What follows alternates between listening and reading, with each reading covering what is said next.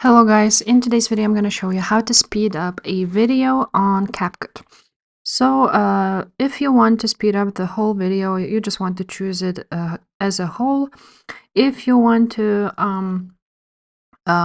speed up just some part of the video, then you want to go ahead on the video itself and basically add the cursor, the white line, somewhere where you want to start, then click on split.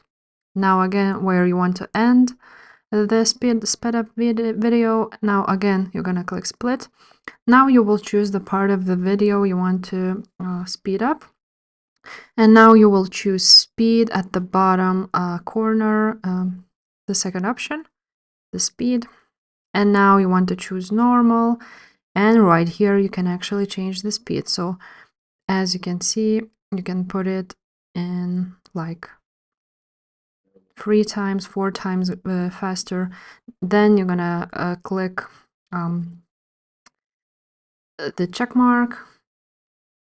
And now when you play the video, it's gonna speed up, as you can see. So if this video was helpful, guys, please leave a like, subscribe to this channel, and I will see you next time. Bye.